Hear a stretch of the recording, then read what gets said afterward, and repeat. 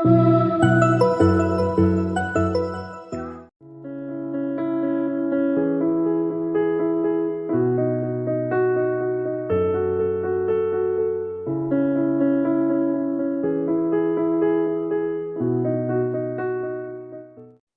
यीशु मसीह के मधुर और अमिट नाम पर आए हुए सबको नमस्कार और वंदना करता हूँ।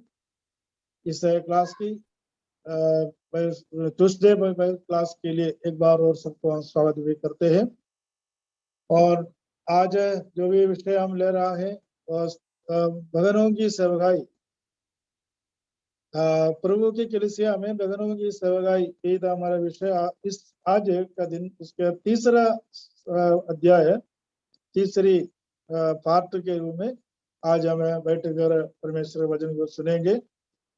प्रभु की इच्छा से पिछले 2 सप्ताह में 2 क्लास में अनेक विषयों के ऊपर हमने स्टडी किया था। विशेष रीति में भगनों की सेवकाई में होता है, ये था कि हमारा विषय जो हमने इसका क्लास लिया था। सबके लिए, जो सुनने वाला सबके लिए बहुत अच्छा लगा। इसके लिए मैं परमेश्वर को देता हूँ।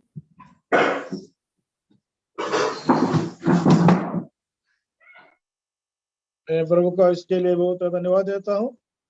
और आपसे एक बार और मैं याद दिलाना चाहता हूँ कि जो लोग इस क्लास में अटेंड करते हैं सबका नाम हम नोट करते हैं और सबके लिए प्रार्थना करते हैं। परमेश्वर सबको सहायता करे, मदद करे। आइए हम इस क्लास का शुरू करेंगे, प्रार्थना के साथ बैठिएगा। और आज हम भगनों की सेवकाई का इम्पोर्टेंस पिछले कई 2 क्लास के अंदर हमने देखा है। मैं इसको रिपीट नहीं करना चाहता हूँ। यदि कोई नया जुड़ा है, कुछ मुझे लग रहा है कि शायद कोई नया जुड़ा होगा और उनके लिए दूसरा 2 क्लास मिस हो गया है, हम इसका ऑनलाइन मतलब यूट्यूब के अंदर भी डालने के लिए कोशिश करते हैं। यूट्यूब में भी आप देख सकता है। और उस क्लास का जो रेगुलरली अटेंड करने वालों को समझ में आ जाएगा आराम से। बाकी जो नया जुड़ा है उनके लिए थोड़ा बहुत भारी पड़ेगा, क्योंकि जो पिछले 2 क्लास मिस हो गया है उनके लिए कुछ डाउट रह सकता है। इसलिए अब उससे भी कोई डाउट हो तो आप जरूर हमसे पूछ सकता है। हम आपको एक्सप्लेनेशन करेंगे या आपको लिंक भेजेंगे। उस लिंक के आधार पर आप उस क्लास को आप दे सकता है। सबको हम धन्यवाद देते हैं। आइए हम इस क्लास को हम शुरू करेंगे। प्रभु के कलीसिया में, प्रभु के सेवकाइयों में भगनों की सेवकाई, भगनों की पार्ट रोल बहुत इंपॉर्टेंट है। इस विषय के ऊपर हमने पिछले 2 क्लास लिया था। और भगन लोगों का रिस्पॉन्सिबिलिटी, उनकी जो ड्यूटी है, उनकी जो फर्ज है, मतलब उनकी जो सहयोग है प्रभु की सेवकाई में, बहुत इम्पोर्टेंट है। मैं आपको फिर से बताना चाहता हूँ, जो कलीसिया की उन्नति या कलीसिया की बढ़ोतरी में यदि भगनों में से कोई रोल नहीं हो, पॉजिटिव रोल नहीं हो, या कोई भी कलीसिया में भी हो, कोई पादरी हो या प्रभु के सेवक लोग हो, विश्वासी हो, उन कलीसिया में भगनों की सेवकाई या रोल पॉजिटिव माइंड में नहीं होता है तो वो कलीसिया का बढ़ोतरी कभी भी नहीं होगी, या कलीसिया के लोगों की आत्मिक उन्नति कभी भी नहीं मिलेगी। मैं आपको डेफिनेटली ये बात बताना चाहता हूँ, जिस कलीसिया में बहन लोग, मतलब जो प्रभु के दास लोगों का पत्नी हो या विश्वासियों का पत्नी हो या अन्य कोई बहन लोग हो, कलीसिया में यदि उनका रोल अच्छी रीति में नहीं होता है तो वो कलीसिया बिल्कुल ही खत्म हो जाएगा, उस सेवकाई भी खत्म हो जाएगा। इसलिए बहनों की सेवकाई बहुत इंपॉर्टेंट है। ब्रदरन लोग, साधारण लोग बोलता है, अरे ब्रदरन चर्च के अंदर बहन लोगों को बोलने भी नहीं देता है, अरे वो प्रार्थना नहीं करता है, मैसेज नहीं देता है, इसलिए उनको बढ़ोतरी नहीं मिलता है। ये एक शिकायत है या अन्य लोग बोलता है। मैं आपको बताना चाहता हूँ, जब तक हम लोग इसका इम्पोर्टेंस ज्यादा देता है, हम ज्यादा बोलता है, बहन लोगों का पार्टिसिपेशन बहुत ज्यादा होता है, बहुत इंपॉर्टेंट है। लेकिन कुछ जगहों में, कुछ सीटों पर उनके लिए पाबंदी है, उनके लिए रेस्ट्रिक्शंस है। ये क्या है वो हम आजकल ले रहा है। क्यों? उसका कारण है, बाइबल इसका कारण जरूर बताते हैं। ये हमारा रूल नहीं है, ब्रदर असेंबलियों का रूल नहीं है, अन्य कलीसियाओं का रूल नहीं है। कई कलीसियाओं में बगल लोगों को आगे बिठाते हैं या सब कुछ सब काम में आगे बिठाते हैं। ये कितना हद तक परमेश्वर के वचन के आधार पर है ये लोगों को मालूम नहीं होगा, लेकिन हमें मालूम है ये वचन के आधार पर नहीं है। मैं आपको डेफिनेटली ये बात बताना चाहता हूँ। उसके कारण उसका रेफरेंस समेत मैं आपको आज इस बातों को प्रस्तुत करना चाहता हूँ, और प्रार्थना के साथ बैठकर इस वचन को सुनिएगा। परमेश्वर सबको साझा करे। एक कलीसिया में सेवकाई क्या क्या होता है, इससे पहले हम देखेंगे कलीसिया क्या है। कलीसिया क्या है? विश्वासियों की झुंड, एक प्रभु यीशु मसीह पर विश्वास करके विश्वास में आया हुआ लोगों का झुंड, जो आराधना के लिए वचन के अनुसार प्रभु की सेवकाई के लिए, आराधना के लिए, वचन की सेवकाई के लिए, प्रार्थना के लिए, संगति रखने के लिए, रोटी तोड़ने के लिए जो इकट्ठे होते हैं वो प्रभु की कलीसिया बोलते हैं। और उद्धार पाए हुआ लोगों की झुंड को प्रभु के कलीसिया बोलते हैं। उस कलीसिया में क्या क्या है हम देखते हैं कि प्रेरितों की पुस्तक 2 अध्याय 42 आयत के अंदर काफी बात इनमें से हम पहले भी बता चुका है, इसलिए मैं शीघ्र आगे बढ़ाना चाहता हूँ। उनमें हम 5 बात हम देखते हैं क्या क्या है। प्रभु प्रेरितों की पुस्तक 2 अध्याय 42 आयत के अंदर हम देखते हैं कि प्रेरितों जो लोग विश्वास में आया उन लोग प्रभु के दास लोग या प्रेरित लोगों से उपदेश सुनता था या मैसेज सुनता था, टीचिंग करता था और संगति रखता था।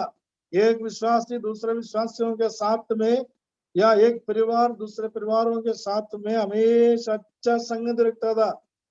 आजकल जैसा नाराज, इरिटेशन, मनमुटाव ऐसा नहीं था। उस समय लोग एक मन होकर के बैठा था, मन था। मतलब हम पढ़ता है जो लोग विश्वास में आया उसका एक मन में था, एक मन वाला था, एक मन रख करके काम करता था। और रोटी तोड़ना और प्रार्थना करना, इतना काम रेगुलरली एक कलीसिया में हो रहा है, एक सभा में हो रहा है। मतलब प्रचार करना वो सब बात की बात है, लेकिन जब इकट्ठा हो रहा है उस समय की बात बता रहा। और सब कलीसिया मतलब है विश्वासियों की झुंड, उद्धार पाए हुए विश्वासियों का झुंड। और वहां एक अध्यक्ष को परमेश्वर ने नियुक्त किया है। एक अध्यक्ष, एक प्रेसिडेंट। वो मतलब कलीसिया का अध्यक्ष नहीं है, प्रेसिडेंट नहीं है। In biblically, there is no president of any churches. Bible does not allow any president of any churches. क्योंकि वचन में साफ लिखा हुआ है प्रभु कलीसिया का सिर प्रभु यीशु मसीह है। बाकी हर एक विश्वासी शरीर, प्रभु यीशु मसीह का शरीर का अवयव, अंग होता है। The believers are the part of the body of Christ. यीशु मसीह ही है कलीसिया का सिर। लेकिन जब आराधना के लिए जब इकट्ठा हो रहा है, एक सभा इकट्ठा हो रहा है, वहां एक अध्यक्ष को परमेश्वर ने नियुक्त किया। हम एक अध्यक्ष को प्रवेश मसीह के वचन में नियुक्त किया था। उस समय में जब इस उनकी अध्यक्षता में जो सभा हो रहा है, उस सभा में क्या क्या हो रहा है हम देखने के लिए जा रहा है। एक तो उस सभा में एक गाने का सेवाई होती है, दूसरा टेस्टिमनी गवाही होती है, तीसरा टीचिंग होती है जो मैसेज पढ़ाना, और चौथा धन्यवाद होती है, और पांचवा स्तुति आराधना होती है, और छठवीं बात है शेयरिंग।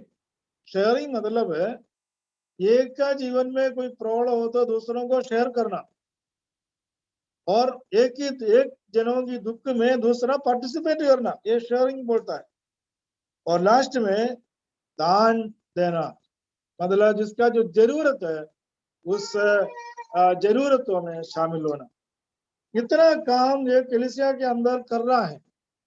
उस कलीसिया के अंदर इतनी काम करने के समय में हम अध्यक्षता करने के लिए, लीडिंग करने के लिए एक व्यक्ति को प्रवेश मसीह नियुक्त किया, या परमेश्वर के वजह में नियुक्त किया।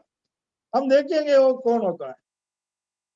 पहला पत्रोस 5 अध्याय की पहली आयत, पहला पत्रोस 5 अध्याय की पहली आयत हम देखेंगे। आपके पास बाइबल हो तो जरूर आप खोल के देख लेना।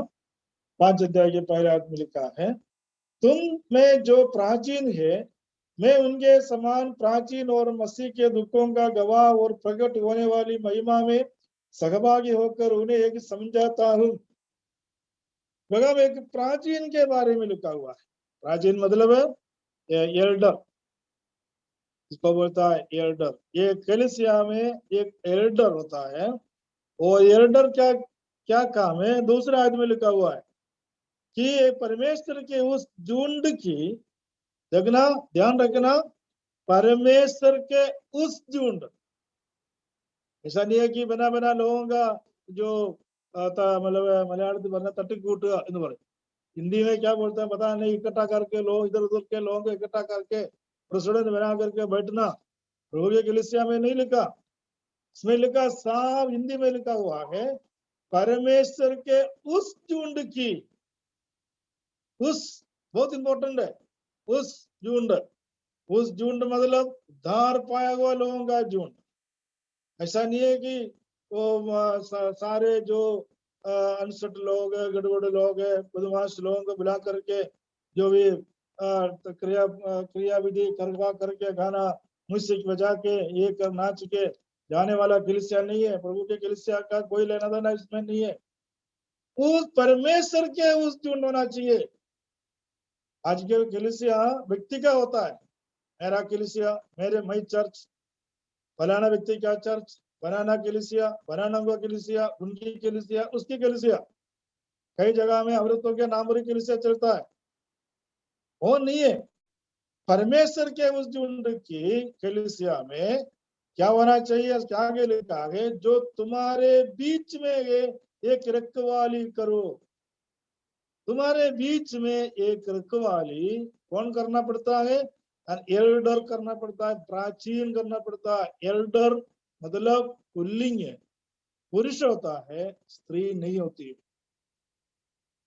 वो ये चर्च का importance, that should be A main, पुरुष, स्त्री नहीं होती है। और क्या उनके सबके बीच में वो पुरुष अध्यक्षता करना पड़ेगा। क्या करना पड़ेगा, आगे लिखा हुआ है, क्या करना पड़ेगा, उसकी तीसरे आयत में लिखा हुआ है, जो लोग तुम्हें सौंपे गए हैं उन पर अधिकार न जताओ, वरन झुंड के लिए आदर्श बनो। उसमें लिखा है, मैं प्रेसिडेंट हूँ, तुम सदस्य हो, नीचे बैठो, ऐसा नहीं। आदर अधिकार नहीं है, कोई अधिकार नहीं कलीसिया के ऊपर, ये प्राचीनों को कोई अधिकार नहीं। केवल आदर्श बनकर अध्यक्षता करने का भी अधिकार है। मेरा चर्च है, तुम्हें इच्छा हो, नहीं चर्च है, मेरा जो काम, मेरा बातें बैठे चलेगा, तुम्हारा बातों में कोई लेना देना नहीं है, तुम जो बोलता है मैं नहीं सुनूंगा, ये मेरा चर्च है, मेरा अधिकार है, यदि तुम्हारा इच्छा है तो बोलो, बैठो, ऐसा नहीं। इसमें लिखा है, मैं कुछ भी नहीं हूं, मैं एक आदर्श है, मैं एक आदर्शधारी होकर के आपके बीच में एक रिस्पॉन्सिबिलिटी मुझे सौंपा गया है। जो तीसरा आयत में लिखा है, जो लोग तुम्हें सौंपे किए गए उन पर अधिकार न जताओ, वरना झुंड के लिए आदर्श बनो।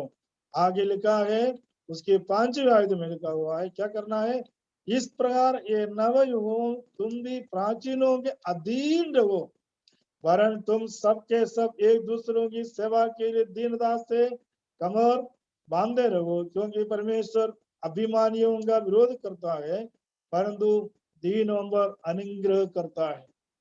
इधर बहुत ध्यान से सुनने वाली बात है।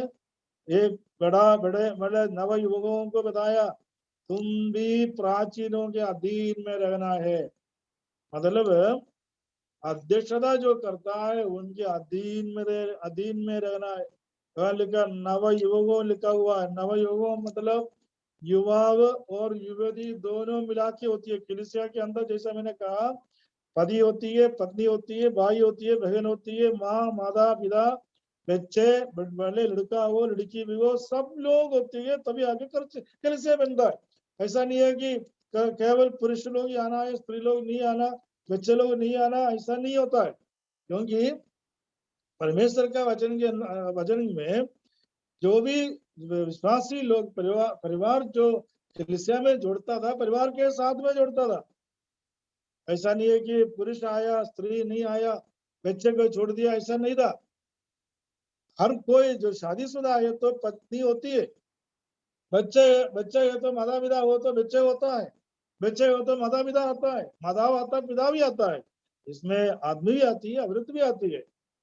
और नव युवा मतलब है सिर्फ युवाओं के लिए नहीं, इसमें दोनों शामिल है। ये कलीसिया में दोनों शामिल होना चाहिए, शामिल होता है।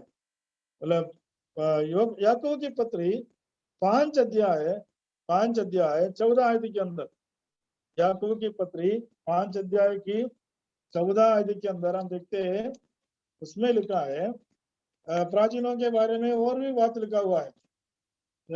याकूब की पत्री 5 अध्याय की 14 आयत,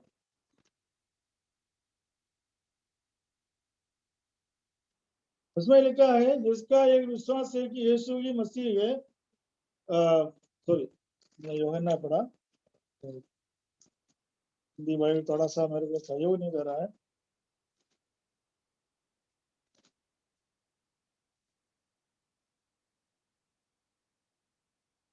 नया हिंदी बाइबल लेकर रखा है इसलिए मेरे को कुछ सहयोग नहीं दे रहा है। सब 5 अध्याय की पहला आयत में, सॉरी 14 आयत में, 5 अध्याय की 14 आयत में इसमें लिखा है यदि तुम्हें कोई रोगी हो तो कलीसिया के प्राचीनों को बुलाए और वे प्रभु के नाम से उस पर तेल मलकर उसके लिए प्रार्थना करें।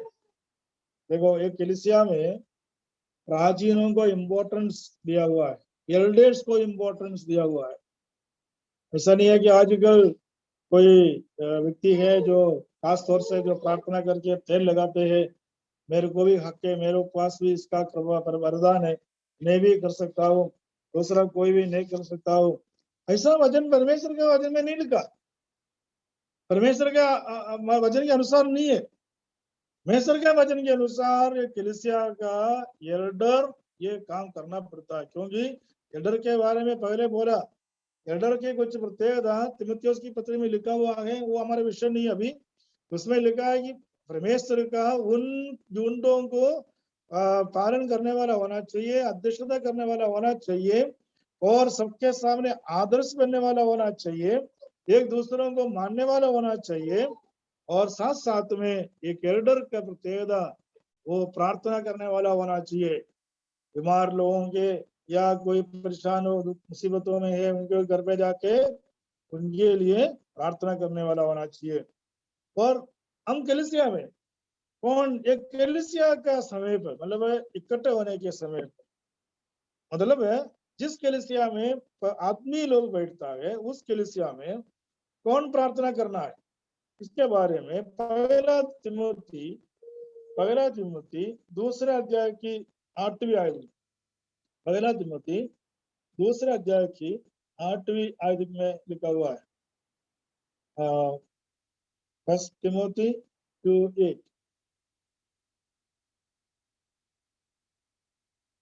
मैं बढ़ के सुनाना चाहता हूँ। इसलिए मैं चाहता हूँ कि हर जगह, इसलिए मैं चाहता हूँ कि हर जगह, मतलब भले कलीसिया भी हो, कोटाई मीटिंग हो, संडे स्कूल हो, कोई भी जगह पे हो,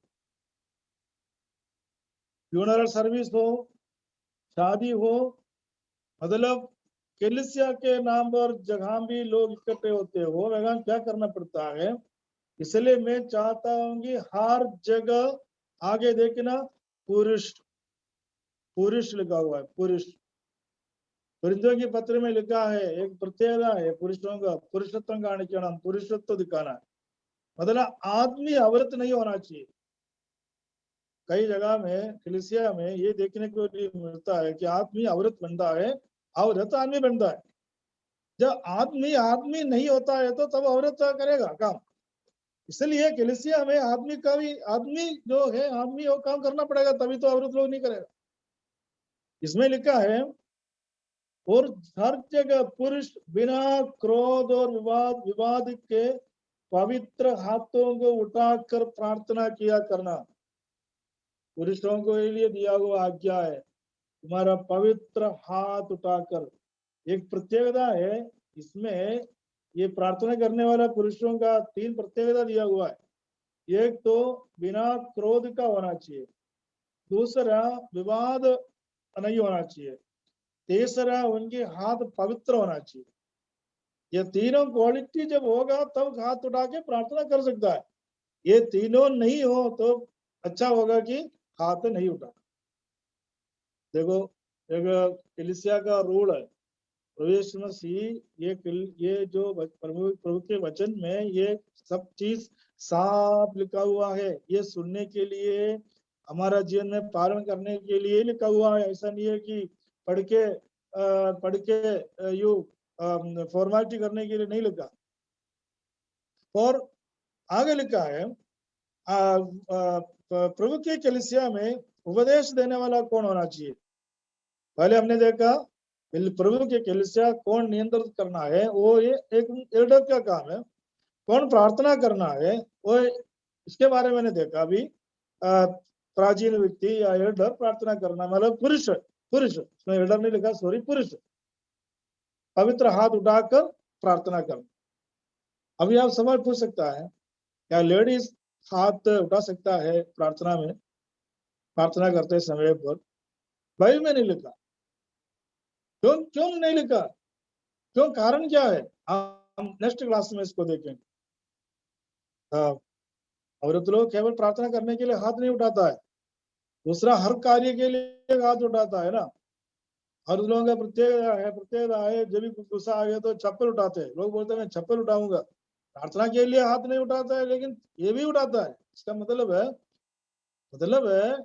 परमेश्वर का वचन बहुत स्ट्रिक्टली बताते हैं, आराधना के समय पर, प्रार्थना करने के समय पर पुरुष जो भी प्रार्थना करता है, उस पुरुष अपने हाथ उठा के प्रार्थना करना है। इसका मतलब आगे कोई सवाल का भी जरूरत नहीं है, क्या दूसरा उठा सकता है, लेडीज उठा सकता है, इसका सवाल का जरूरत नहीं। बाइबल साफ लिखा हुआ है पुरुष उठाना, फिर आगे कुछ सवाल का जरूरत भी नहीं है। तीसरी बात है, कलीसिया का उपदेश कौन देने वाला है, कलीसिया का उपदेश कौन देता है। इफिसियों की पत्री 4 अध्याय की 11वीं आयत, इफिसियों की पत्री 4 अध्याय की 11वीं आयत में हम पढ़ता है, उसने उसको प्रेरित नियुक्त करके, और कुछ को भविष्यवक्ता नियुक्त करके, और कुछ को सुसमाचार सुनाने वाला नियुक्त करके, और कुछ को रखवाले और उपदेश नियुक्त करके दे दिया। भगवान प्रभु के कलीसिया के बारे में बताया। प्रेरित पौलुस इस बातों को साबित करके बता रहा है, एक कलीसिया के अंदर 5 नियुक्ति है। ये पहला प्रेरित, नबी, इवांजलिस्ट या सुसमाचार सुनाने वाला, और रखवाले और उपदेशक, मतलब उपदेश नियुक्त, ऐसा 5 नियुक्ति है। इसमें से अब पहला 2 नियुक्ति, मतलब प्रेरित और भविष्यवक्ता का नियुक्ति अभी कलीसिया के में जरूरत नहीं। मैं बता दूंगा आगे क्यों, उसका कारण क्या है। लेकिन अभी कलीसिया में 3 नियुक्ति का जरूरत है, 3 नियुक्ति है। एक तो सुसमाचार सुनाने वाला, दूसरा रखवाला, और रखवाले और उपदेशक। सुसमाचार सुनाने वाला मतलब इवांजलिस्ट, रखवाले मतलब एल्डर, और उपदेशक मतलब टीचर, पढ़ाने वाला। इन लोगों का काम है संडे स्कूल में बच्चों को पढ़ाना, और दूसरा मैसेज देना, ये सब होता है इसमें। सुसमाचार प्रचार का मतलब है, इवांजेलिस्ट का मतलब है सुसमाचार का प्रचार करना। वो कलीसिया में भी हो, बाहर भी हो, कहीं पर भी जा सकता है और प्रभु का सेवा कर सकता है। एल्डर का मतलब है उससे कलीसिया का रखवाली करना होता है। कारण क्या है, मैंने पहले बोला, प्रेरित पौलुस और नबियों का अभी नियुक्ति कलीसिया में नहीं। कारण क्या है, साफ लिखा हुआ है, इफिसियों की पत्री में भी लिखा हुआ है, और दूसरे अध्याय की 19 और 20 में लिखा हुआ है। दूसरे अध्याय की 19 और 20 में आप ध्यान से देख लेना। इसलिए तुम अब विदेशी और मुसाफिर नहीं रहे, परंतु पवित्र लोगों के संगी, स्वदेशी और परमेश्वर के घराने के होगे, और प्रेरितों और भविष्यवक्ताओं की नींव पर, जिसके कोने का पत्थर मसीह यीशु स्वयं ही है, बनाए गए हो। यहाँ एक कलीसिया के बारे में लिखा हुआ है। वो कलीसिया किसमें बेसिकली स्थापित है? ये कि प्रेरितों और भविष्यवक्ताओं की नींव पर स्थापित है। यीशु मसीह कोने के पत्थर, कोने के पत्थर और प्रेरितों और भविष्यवक्ताओं की नींव पर कलीसिया बन गई। मतलब कलीसिया के नींव पर 3 है व्यक्ति है। एक तो प्रवेश मसीह कोने की पत्थर के रूप में, और अपो प्रेरित और भविष्यवक्ताओं, इनमें से कलीसिया बन गया। अभी तीनों है उधर, ऑलरेडी है। अभी कई कलीसिया में देखो भविष्यवक्ताओं की जरूरत है। लोग बोल रहे हैं हमारा बीच में भविष्यवक्ता चाहिए, हमारा बीच में प्रेरित लोग चाहिए। ये ऑलरेडी कलीसिया में है। जब ये दोनों नींव नहीं हो तो कलीसिया खड़े नहीं होगा। कारण क्या है, आगे लिखा हुआ है 20 से 22 तक की आयत जब हम पढ़ता है तो इसका कारण साफ तौर पर लिखा हुआ। इसमें एक उदाहरण के रूप में बताना चाहता हूँ। अपन एक मकान बना रहे, एक मकान बना रहा है, इमारत बना रहा है। हम ऑलरेडी इसका नींव खुदाई करके पहले एक कोने के पत्थर डालेगा। उस पत्थर की बेस में चारों तरफ बना करके पत्थर और सीमेंट से, ईटे से या मोटे पत्थर से ये मकान खड़ी करता है। फिर मकान खड़ी करने के बाद में ऊपर जब आता है, उस समय ऊपर नीचे जो चीज डाला हुआ है उसका ऊपर, मकान के ऊपर जरूरत नहीं है, क्योंकि ऑलरेडी उस नींव ऊपर, मतलब नीचे जमीन के नीचे जो भी डाल रखा है उसके ऊपर ही ऑलरेडी मकान बन गया। फिर नीचे जो है और बाहर दिखाने का जरूरत नहीं, ऊपर इसका कोई आवश्यकता नहीं। लेकिन ऊपर क्या चाहिए? ऊपर इसका रिपेयरिंग चाहिए, मेंटेनेंस चाहिए। ईंटे से बनाया हुआ मकान पूरा होने के बाद में उसके अंदर आराम से रहना, उसके अंदर जिस उद्देश्य के साथ बनाया गया वो उद्देश्य के साथ में उस मकान को इस्तेमाल करना, मेंटेनेंस करना, रिपेयर करना, ये होता है। इस प्रकार है प्रभु के कलीसिया भी ऐसा ही बनाया गया। और 20 और 22 आयत के अंदर प्रभु के कलीसिया कैसे बनाया गया इसमें लिखा हुआ है, और प्रेरित और भविष्यवक्ताओं की नींव पर बनाया गया 21 में, जिसमें जिसमें सारी रचना और साथ मिलकर प्रभु में एक पवित्र मंदिर बन दी जाती है। देखो प्रभु के कलीसिया का इंपॉर्टेंस देखो, जिसमें सारी रचना एक साथ मिलकर प्रभु में एक पवित्र मंदिर बन दी जाती है। वो ये पवित्र मंदिर, वो ये कलीसिया ऑलरेडी प्रवेश मसीह कोने के पत्थर और भविष्यवक्ताओं और प्रेरितों के नींव पर बनाए हुए कलीसिया में विश्वासी लोग एक साथ मिलकर प्रभु में एक पवित्र मंदिर बन दी जाती है। वो ये पवित्र मंदिर का प्रत्येक आगे देखना 22 आयत के अंदर, जिसमें तुम भी आत्मा के द्वारा परमेश्वर का निवास स्थान होने के लिए एक साथ बनाए जाते हो। ऑलरेडी इसके अंदर हमने बनाया गया, मैंने बना दिया है। उस नींव के अंदर, नींव में मकान बन गया। इस मकान के अंदर बैठ के हमें क्या करना पड़ेगा? ऑलरेडी जिस नींव पर बनाया उस नींव के उद्देश्य को हम पूरा करता है। कौन था नींव? प्रवेश मसीह होने के पत्र और प्रेरित लोग, भविष्यवक्ता लोग, उनमें बनाया हुआ इस नींव प्रभु के कलीसिया एक मंदिर है। परमेश्वर की आत्मा के सॉरी इसमें लिखा है कि पवित्र मंदिर है। कोरिन्थियों के पत्र में लिखा है हम विश्वासी लोग परमेश्वर का मंदिर है। We are the temple of Christ, और जिसमें प्रवेश मसीह आत्मा वास करता है। आगे लिखा है जिसमें तुम भी आत्मा के द्वारा परमेश्वर का निवास स्थान होने के लिए एक साथ बनाए जाते हो। प्रवेश मसीह का पवित्र आत्मा हमारा जीवन के अंदर रहता है। देखो ये कलीसिया में इस जो प्रेरितों और भविष्यवक्ताओं के द्वारा बनाया हुआ कलीसिया के अंदर ऑलरेडी पवित्र आत्मा आ गए। दूसरे लोग हमें देख करके क्या बोलते हैं मालूम है? अरे इन लोगों में कोई आत्मा नहीं है। देखो हम जरूर इस बातों को बताते हैं हमारे अंदर पवित्र आत्मा है। हम पवित्र आत्मा में ही बनाया गया। इसमें लिखा है कि पवित्र आत्मा के द्वारा परमेश्वर का निवास स्थान होने के लिए एक साथ बनाया गया है। जो चीज ऑलरेडी है हमें उसको दिखाने का जरूरत नहीं है, ऑलरेडी शो है। जो चीज अगर प्रदर्शनी कर रखा है तो उसके लिए क्या हमें सबको बोलना पड़ेगा देखो आके देखो प्रदर्शनी है या कुछ ऐसा करके दिखाने की जरूरत? ऑलरेडी प्रदर्शित है, देखना है। देखने वाला नहीं देखा उनकी गलती, हमारा गलती नहीं है। हमारे जीवन के अंदर पवित्र आत्मा है, हम पवित्र आत्मा के अनुसार ही काम करता है।